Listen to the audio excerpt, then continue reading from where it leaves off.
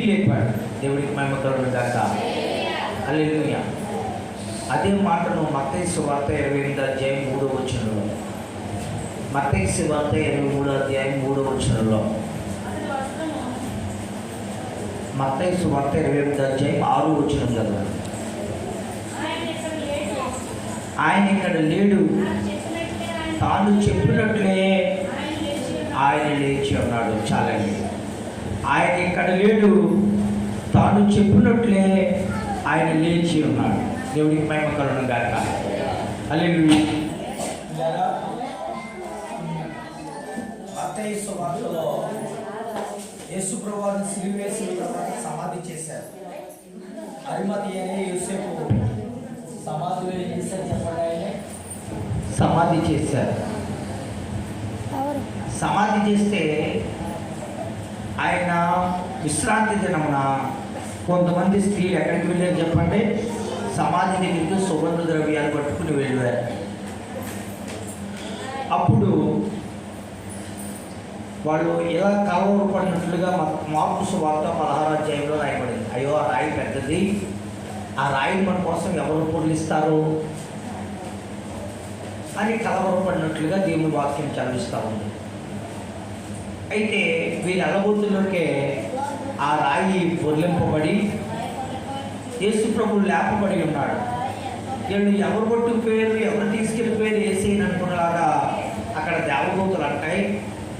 ఆయన ఇక్కడ ఎదుగుతున్నారు, మీతో చెప్పలేదు ఆయన చెప్పినట్టే తిరిగి లేచి. ఇక్కడ కొన్ని విషయాలు మనం నేర్చుకుందాం. ఆది విశ్రాంతి దినము తర్వాత అని రాయబడింది. పాత నిబంధన ప్రకారం విశ్రాంతి దినం అంటే శనివారం. కొత్త నిబంధన ప్రకారం విశ్రాంతి దినం అంటే ఇప్పుడు ఆదివారం. ఆదివారమే ప్రభు పునరుత్థానం అయ్యాడు కాబట్టి పునరుత్థాన ఆరాధన చేయడానికి బైబిల్లో కొత్త నిబంధనలు ఏం చేశారు చెప్పండి? అందరూ ప్రభు చనిపోయిన తర్వాత ప్రభు దినాన్ని ఆరాధన ప్రారంభించారు. దేవుడికి మహిమ కలుగును గాక. ఆ విశ్రాంతి దినాన్న వారు ఏం పట్టుకెళ్ళారని రాయబడింది? విలువైన అత్తర. అసలు ఉప్పు అత్తర ఆడేవాళ్ళు, చెట్టు వాడేవాళ్ళు ఎవరు తెలుసా? చెట్టు ఎవరు ఆడతారండి? యాకోబు గారు చెట్టు ఎక్కువ ఎవరు ఆడతారు? ముస్లిమ్స్ బాగా చెట్టు వాడతారు. ఏం వాడతారు? ముస్లింలు చెట్టు కోసం చాలా ఖర్చు పెడతారు. చాలా స్మెల్ కూడా ఉంటుంది. తర్వాత ముస్లింల కంటే బాగా చెట్టు వాడేవాళ్ళు ఎవరో తెలుసా? యూదులు. ఒక ఆవిడి జటామాంసి అత్తరతో యేసయ్యని అభిషేకించింది, పాపాత్రుడైన స్త్రీ మగ్దలేని మరియ. అప్పుడు అందులో ఇస్కరియోతు ఏమంటాడు? అయ్యో, ఇంత విలువైన అత్తరు నేలపాలు చేశారు, ఇది అన్ని పేదలకు ఇస్తే బాగుంటుంది అంట. ఆ అత్తరు కాస్ట్ ఎంత అంటే 300 దినారాలు. అంత దినారం అంటే ఒక రోజు జీతం. 300 దినారాలు అంటే సంవత్సరం కూలి.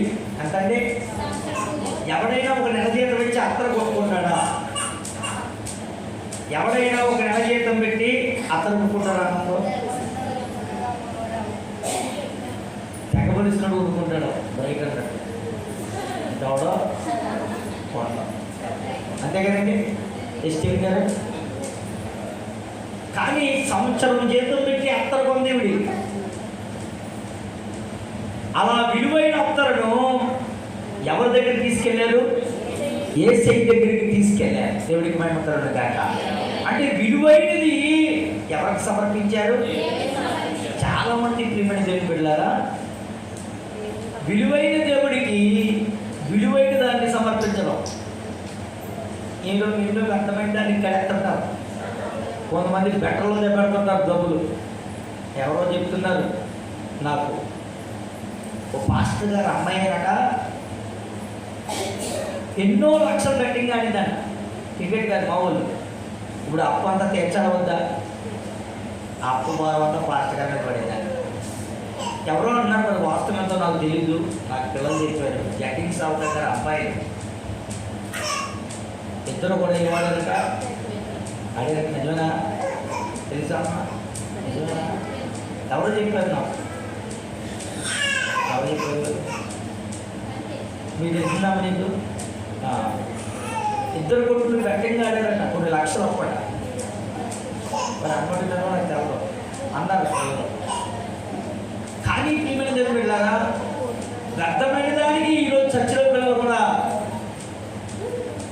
బెట్టింగ్కి దీనికి దానికి అయితే మరి ఎక్కడి నుంచి వస్తాయి చదువు డబ్బులు? దేవుడికి మంచి కాక. హల్లెలూయా. విలువైనది దేనికి సమర్పించాలి? విలువైన దేవుడికి సమర్పించాలి. దేవుడి విలువ నీకు తెలిస్తేనే నీ విలువైనది ఎవరికి సమర్పిస్తావు? దేవుడికి సమర్పిస్తావు. దేవుడి విలువ తెలకపోతే నువ్వు విలువైన దాన్ని దేవుడికి ఎప్పుడు అర్పించలేవు. దేవుడికి భయపడతాడు కాక.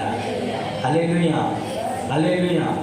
ఇంకా అరిమతయి యోసేపు కూడా తన దేహం పెట్టుకోవడానికి ఒక సమాధి తొలిపించుకున్నాడు. సమాధి తొలిపించుకోవడానికి చాలా డబ్బులు ఖర్చు అవుతాయి. కానీ యేసు చనిపోయిన తర్వాత తను తొలిపించుకున్న సమాధిని ఎవరు తప్పించాడు? యేసు ఇచ్చాడు. ఈరోజు నీ విలువైన సమయాన్ని ఎక్కడెక్కడో గడుపుతున్నావు. క్రికెట్కి సమయాన్ని ఇస్తున్నావు. నీకు ఆడడం తప్ప అనుకోలేదు. అయితే దేవుడి సమయం ఉన్నప్పుడు కూడా దేనికి ఇస్తున్నాను చెప్పండి? అంటే క్రికెట్ విలువైందా? దేవుడి విలువైందా? నేను అంటాను, భార్య, పిల్లలు, ఆస్తి, ఉద్యోగం అన్నీ పెడితే, దేవుడిని పెడితే విలువైంది ఏదంటానో చెప్పరా? నేను చదువు, ఉద్యోగం. దేవుడు అంటాను. నేను కొద్దిగా ఎర్రుళ్ళగా పిచ్చోళ్ళగా కనపడచ్చు. అబ్రహాముకి పిల్లవాడు ముఖ్యమా? అబ్రహాముకి భార్య ముఖ్యమా? అబ్రహాముకి దేవుడు ముఖ్యమా? చెప్పాలి. ఆనందం ఏ ముఖ్యం? ఉద్యోగం కంటే, భార్య కంటే, పిల్లల కంటే దేవుడే ముఖ్యం. అబ్రహాము టెస్ట్ పెట్టాడు. కుర్రోడిని చాలా ఇష్టపడుతున్నాడు, కుర్రోడిని చాలా ప్రేమిస్తున్నాడు. లేక లేక వృద్ధాప్యంలో పుట్టాడు. లేక లేక వృద్ధాప్యంలో పుట్టాడు అబ్రహాముకి. అయితే ఆ అబ్రహాము అడిగాడు, నీ కుమారుని నాకు ఇస్తావా? నీకంటే నాకు విలువైంది ఏది లేదయ్యా. దేవుడికి మహిమ దాకా. అబ్రహాము విలువైన వాడిగా దేవుడిని ఇచ్చాడు కాబట్టి తన విలువైన కుమారుడిని దేవుడికి అర్పించడానికి వెనుదీయలేదు. అందుకే ఈరోజు అబ్రహాం అన్ని విషయాల్లో దేవుడు దీవించాడు. దేవుడికి మహిమ దాకా. ఈ లోకంలో మనకి దేవుడి కంటే విలువైంది ఏమీ లేదు. ఎందుకంటే ఎప్పుడు రాలిపోతామో, ఎప్పుడు మూలమైపోతామో, ఎప్పుడు మాయమైపోతామో, ఈ శరీరం ఎప్పుడు మట్టిలో విడిచిపెట్టాలో ఎవరికి తెలియదు. ఒక రోజు నువ్వు నేను తప్పకుండా లోకులందరూ విడిచిపెట్టినట్లుగా మనము విడిచిపెట్టాలి.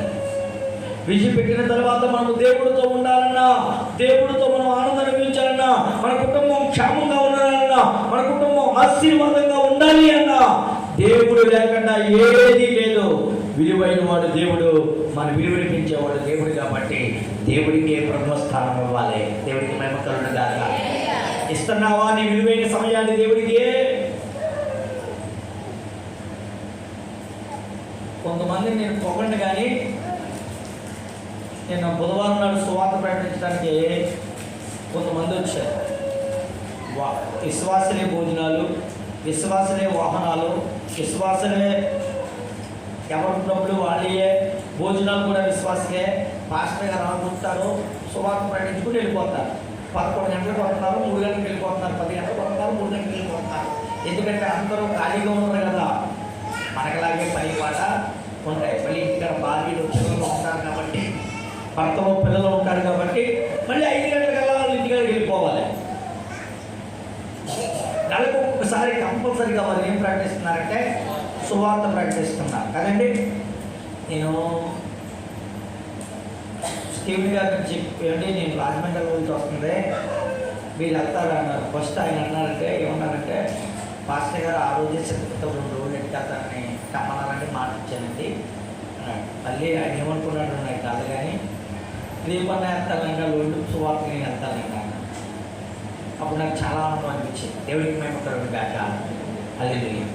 అలా ఎవరు చేసినా వాళ్ళ గురించి నేను చెప్తాను. దేవుడికి మేము కలుగును గాక. చేతులెత్తుకు సర్దనికి వస్తాం.